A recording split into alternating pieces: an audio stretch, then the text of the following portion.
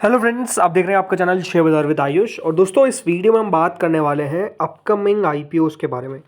देखिए, आपने एक बहुत अच्छा हफ्ता देखा पिछला, जिसमें काफ़ी सारे आईपीओ हमको आते हुए दिखे। अभी तो दो आईपीओ वैसे ओपन है, जिसमें दोस्तों एक है आईकेएस, राइट, इन्वेंचरस नॉलेज सॉल्यूशंस, और दूसरा है दोस्तों इंटरनेशनल जेमोलॉजिकल इंस्टीट्यूट, राइट। तो ये दो आईपीओ तो अभी भी ओपन है, लेकिन आपने पिछला हफ्ता देखा जब आपको एक साथ दोस्तों काफ़ी सारे आईपीओ आते हुए दिखे। लेकिन जो अब नेक्स्ट वीक है वो दोस्तों और ज़्यादा हैक्टिक होता हुआ दिखेगा, क्योंकि ऑलमोस्ट 5 आईपीओ जो है वो कंफर्म हो चुके हैं, अनाउंस हो चुके हैं। और हो सकता है कि दोस्तों इन 5 के साथ 1 से 2 आईपीओज और ऐड हो जाए तो कोई बहुत बड़ी बात नहीं है, और भी दोस्तों एडिशन हो सकता है। और ये बात ध्यान रखिएगा, ये आईपीओ जैसा मैं कह रहा हूँ एक साथ हमको आते हुए दिख रहे हैं। तो शुरुआत दोस्तों करते हैं पहली कंपनी से, जिनकी डिटेल्स आउट हो गई है। बाकी कंपनीज की एग्जैक्ट होल डिटेल्स तो आउट नहीं हुई है, बट नाम जरूर आउट हो चुके हैं। और कौन से आईपीओ आ सकते हैं वो सब आपको दोस्तों इस वीडियो में पता चलेगा, तो आप लोग वीडियो को देखिएगा पूरा जरूर।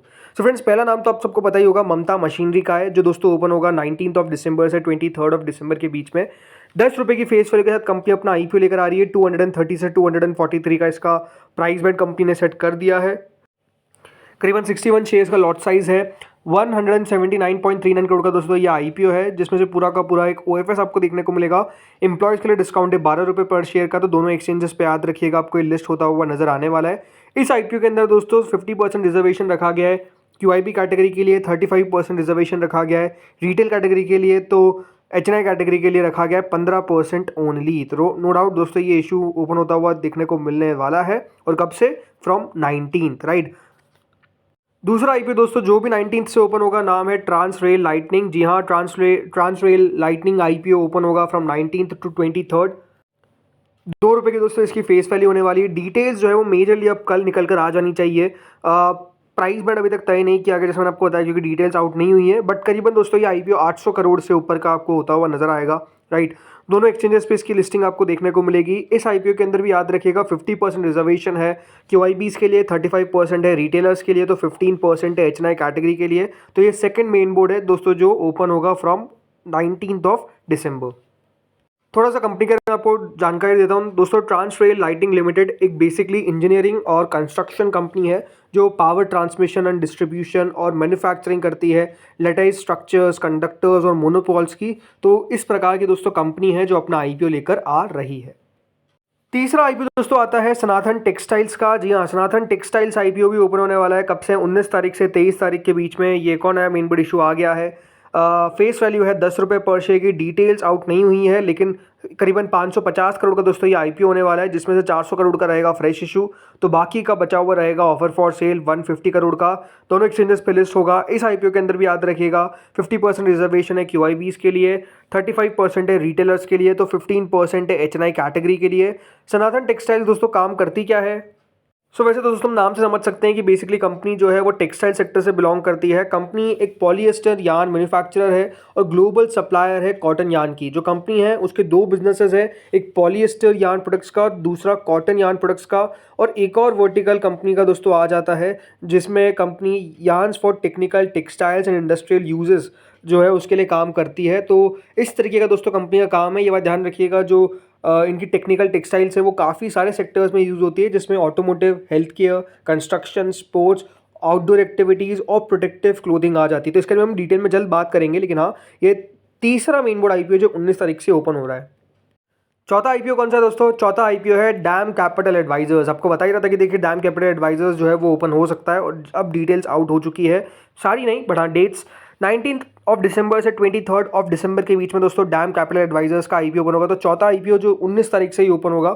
2 रुपये की दोस्तों इसकी फेस वैल्यू होने वाली है। पूरा का पूरा ओएफएस रहेगा। अभी तक एग्जैक्ट डिटेल्स हमारे पास नहीं है कि कितना इसका साइज रहने वाला है, बट दोनों एक्सचेंजेस पे आपको इसकी लिस्टिंग देखने को मिलेगी।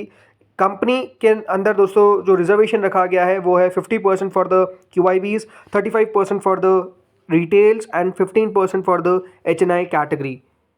जो लोग नहीं जानते दोस्तों, डैम कैपिटल एडवाइजर्स बेसिकली एक इन्वेस्टमेंट बैंक है जो अपना आईपीओ लेकर आने वाले हैं। और कंपनी इन्वेस्टमेंट बैंकिंग, जिसमें दोस्तों equity capital markets, mergers and acquisitions, private equity, structured finance advisory, इसके अलावा institutional equities comprising brokerage and research, right. Company आपको बहुत जगह दिख जाएगी आईपीओ लाने में, राइट। तो दोस्तों कंपनी अभी तक 67 ईसीएम ट्रांजेक्शन्स कर सकी है।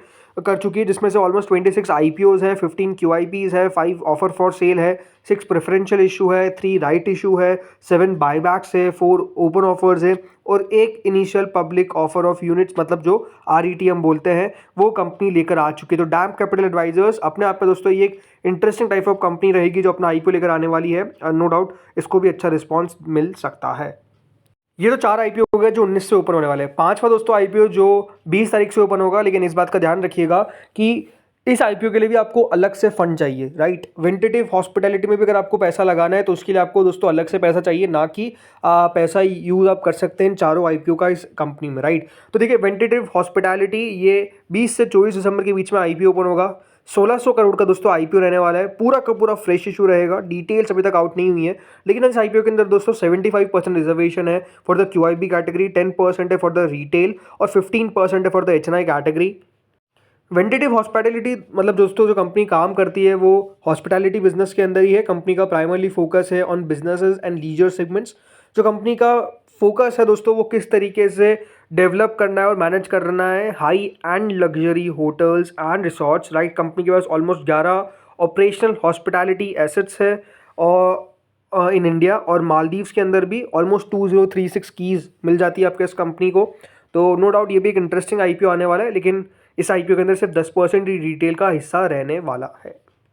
तो ये तो दोस्तों 5 IPOs हो गए जो ऑलमोस्ट कंफर्म है। इसके अलावा एक और IPO जो ऑलमोस्ट कंफर्म मान के चलिए, वो है दोस्तों कौन सी कंपनी, वो है दोस्तों यूनिमैक एरोस्पेस। जी हाँ, ये IPO भी हमको बहुत चांसेस है कि 19 तारीख या फिर उसके बाद थोड़ा बहुत ओपन हो जाएगा, राइट। सो ये कंपनी दोस्तों करीबन 500 करोड़ रुपए रेस करती हुई देखने को मिलेगी थ्रू IPO। जो कंपनी है उसको बेसिकली सेबी से अप्रूवल मिल गया था, राइट। जो IPO है वो 500 करोड़ का तो है ही है, लेकिन इसमें आप ध्यान रखिएगा 250 करोड़ का है बेसिकली दोस्तों फ्रेश इशू, तो 250 करोड़ का है ऑफर फॉर सेल, राइट। इसके अंदर प्रमोटर और प्रमोटर ग्रुप जो है वो बेसिकली बेचता हुआ नजर आएगा। तो ये IPO भी दोस्तों ओपन होने जा रहा है। जो कंपनी दोस्तों बेसिकली ऑफर करती है build to print and build to specialisations. इसके अंदर देखिए मशीनिंग, फैब्रिकेशन, असेंबली, टेस्टिंग और नए प्रोडक्ट्स बेस्ड कंपनी क्रिएट करती है on the requirement of the client. तो ये था एक IPO। इसके अलावा एक और IPO दोस्तों जो ओपन होने वाला है वो है इंडो फार्म इक्विपमेंट। अभी इसकी डिटेल सारी आउट नहीं की गई है, डेट आउट नहीं हुई है, लेकिन ये IPO भी बिल्कुल अपकमिंग है, इसी महीने के अंदर ओपन होता हुआ दिख सकता है। काफ़ी स्मॉल IPO रहेगा इंडो फार्म इक्विपमेंट का, लेकिन हाँ ये भी एक्शन में रहता हुआ नजर आएगा। इसके अलावा एक और IPO है, वो है दोस्तों कॉनकॉर्ड एनवायरो सिस्टम्स। ये IPO भी ओपन हो सकता है।